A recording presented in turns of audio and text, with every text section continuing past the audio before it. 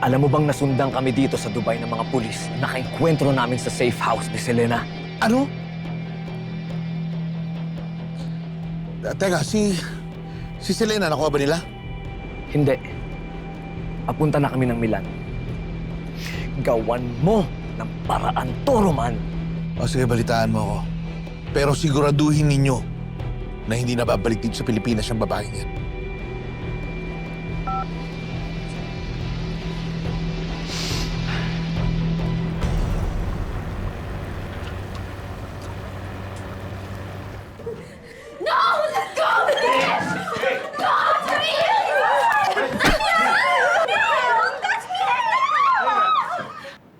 You all here, especially you.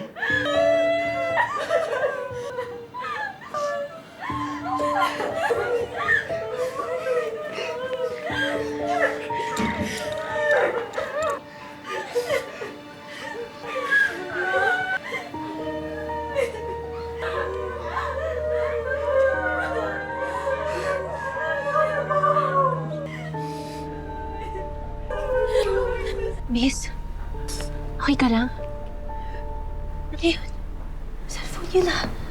Paano ka nakakuha ng cellphone? Nakuha ko dun sa bantay. Huwag ka nalang maingay, ha? Ate, may kilala ka bang pwede nating tawagan? Pwede nating hinga ng tulong? Oo, may kakilala kong pulis. Si Sir Tonyo at si Ma'am Bobby. Pwede tayong humingi ng tulong sa kanila.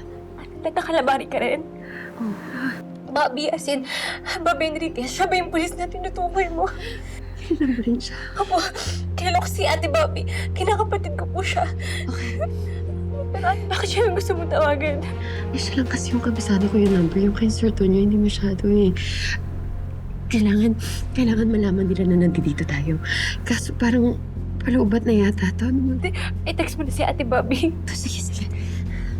Tingnan mo ha, baka...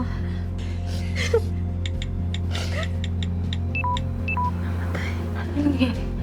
Deadbat na yata.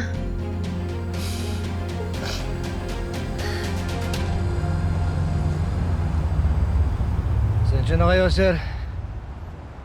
Kung inabutan ko lang sana sina Selena, nailigtas ko sila. Kung sisigin na sarili mo, Konde, ginawa mo ang lahat. Huwag ka mag-alala, Enriquez. Sa susunod, maililigtas natin sila pareho. Gusto ko yung samahan dito. Pero kailangan kong umuwi bukas para mag-report sa regional office. Konde, ikaw munang hawak sa mission na to. Yes, sir. Enriquez, huwag ka masyadong pasaway. Opo, sir. Sayang, kung nandito sana si Garcia, pakikiusapan ko siya na samahan kayo. Bok! Ano ginagawa niyo rito? Garcia, sinusundan mo ba kami? Oo nga. Hindi, Chip, ha? Vacation mode ako ngayon. Ito, ebidensya, oh. Oh, kung saan ako pumunta, oh. Oh, yan, namasyal ako. Di ba? Gusto nyo, Chip, treat ko pa kayo eh. Malaki na may credit limit ng Garcia. credit card ko. Hindi kami pumunta dito para mag-tour. Oo nga. Nandito kami dahil may mission kami. Total, nandito ka na rin lang. Pwede mo samahan si Conde at Enriquez dahil ako babalik na ng Pilipinas. Ako, sir, pasensya na. Vacation mode ako ngayon eh. Gusto ko man kayo pagbigyan pero hindi talaga pwede. Naiintindihan ko, Garcia. Hindi talaga pwedeng hindi ako sumunod sa'yo. Eh, siyempre, kayo sir ko eh. Saka, paano tong dalawa? Ako pinakamagaling sa amin tatlo. Bok, iba rin tong bata mo. Sir, si Selena nag-text. Ano sabi? Ma'am Bobby, si Selena ito. Kasama ko yung kinakapatid niyo. Narinig ko yung isang sindikato. Dadalhin kami sa Milan. Sa duo mo. Sir. Sir, pumunta tayo. Conde, Garcia, Enriquez, bawiin niyo sila Selena. Pumunta kayo ng Milan. Yes, sir. Good job. croissant breakfast, cold cuts, spaghetti, oman-air. Sana si Ninong Victor sa kulungan. Doon na mabubulok yun, boss.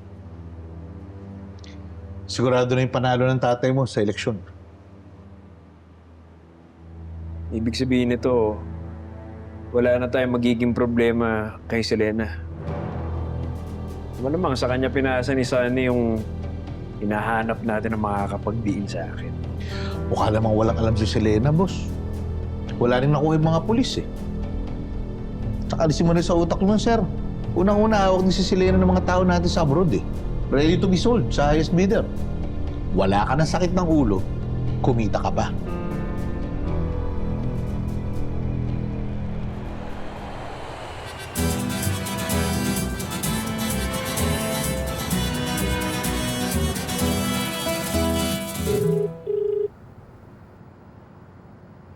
I'm on my way.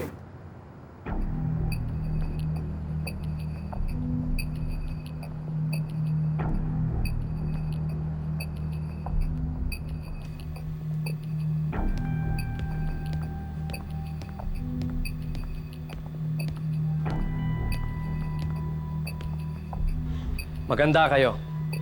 Mamaya pupunta tayo sa event. Basta sundin nyo lahat ng ipapagawa sa inyo. Pag sinabing tumayo kayo sa gitna, tumayo kayo. Walang magpapasaway para walang masaktan. Lalo ka na, sakit ka sa ulo. Mamaya, sisiguraduhin kong madispatcha na kita. You, get them ready.